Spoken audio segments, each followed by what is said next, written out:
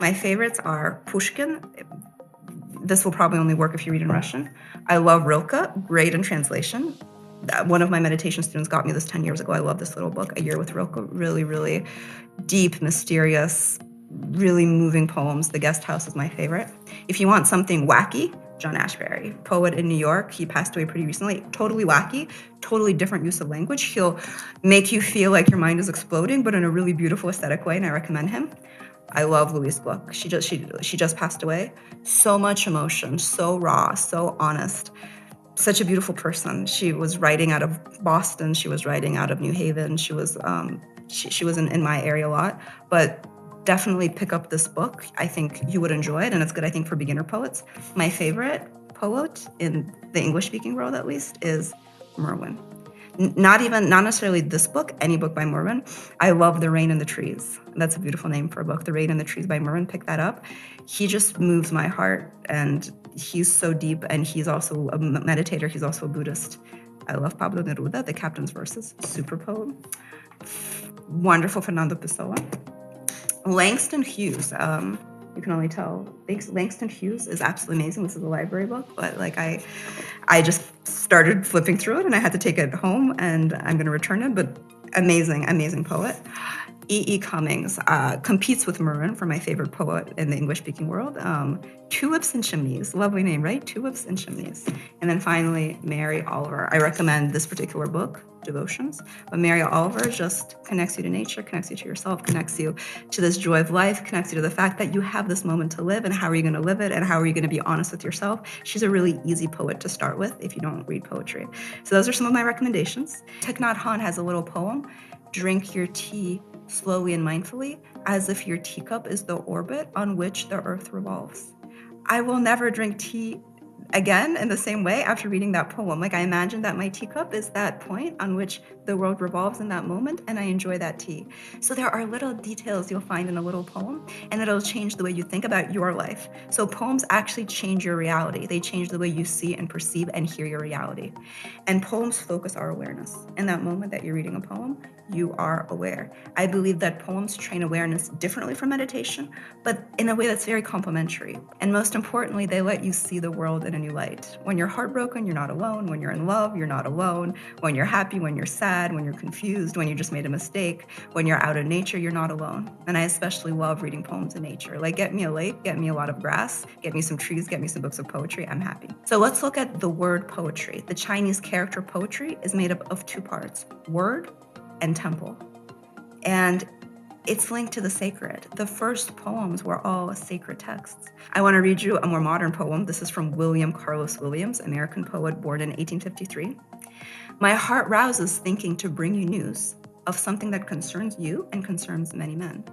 Look at what passes for the new. You will not find it there, but in poems. It is difficult to get the news from poems, yet men die miserably every day for lack of what is found there. And what I love about William Carlos Williams, what he's saying is that you will always find the new in poems. Even if you read the same poem, again, you will find the new in that poem. A poem is always news. The news isn't always news. Like the news can be pretty repetitive. It's like the same thing over and over again. It can be a lot of fear, a lot of crisis. It's been like that forever. But a poem, and that you can find the new. You can find a new way of looking at the world. And men die for lack of what is found there, for lack of that depth, that meaning, that connection. Every poem you're connecting to the poet, and the poet connects you to life itself. So I think what William Carlos Williams is saying is that the spiritual energy that a poem offers, it's nourishing to us on the inside. And of course, our needs are all way beyond the sensual, right? Our needs are way beyond the sensual, way beyond the material.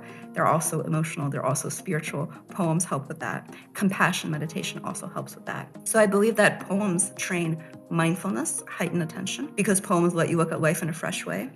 And poems train compassion. It's easier to have compassion for another person.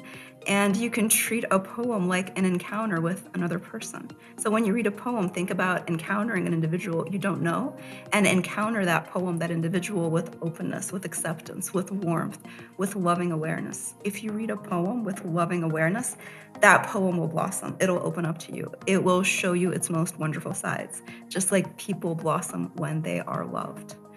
And the third thing I teach is self-compassion, and a poem is self-compassion. Reading a poem is a huge act of self-compassion because it adds that depth to your own life, and it's therapeutic, and it's a way to be present for yourself. Like the opposite of self-compassion is like sitting there and scrolling through a bunch of social media. That is not self-compassion. That is not self-care. But a poem, exploring reality through a poem, it's a way to share your life in a more deep way. It's kindness to your senses, it's kindness to your mind, it's kindness to your heart. And I hope that today you will see that and you're inspired to read more poetry. There is something very fragmenting about technology where it disconnects us, fragments our attention, it splits our attention and distracts us. And then there's something unifying about poetry. So think of like breaking a pot in many pieces and then gluing a pot back together. Poetry is more relevant than ever. We need poetry more than ever before because we need to get our attention back together, and reading poetry helps us do that. And listening to a poem is like a mindful listening practice. So you can read it or you can listen to it. And no matter how you approach poetry, it's mysterious, it's transformative. There's some possibility that occurs in how a poem recontextualizes your own life. What a poem can do today is not something a poem can do 200 years ago. For example, you might read a poem and it might lead you to spend less time online on the internet. The poems written thousands of years ago, they couldn't do that before. They didn't have the ability to do that before. So you as the reader, as the listener, you change what a poem can do because you bring it into a new context. And the poem changes you. It gives you new power, new depth, a new resource of love, new dimensions to your own life. So I want to end this video by saying that I have a course on poetry and growth, poetry and the spiritual path, poetry and psychological growth. And if you sign up for that, the link is below, you'll get my favorite poems. So I've compiled a bundle. I call it Joyful Bundle of Poems. So if you don't know where to start, you'll just get that bundle as soon as you register. And then you can listen to a more in-depth poetry, mindfulness, happiness class. Thank you for listening to this topic that's especially dear to my heart. And read one poem a day for the rest of your life, and your life will be all the better. Bye, everyone.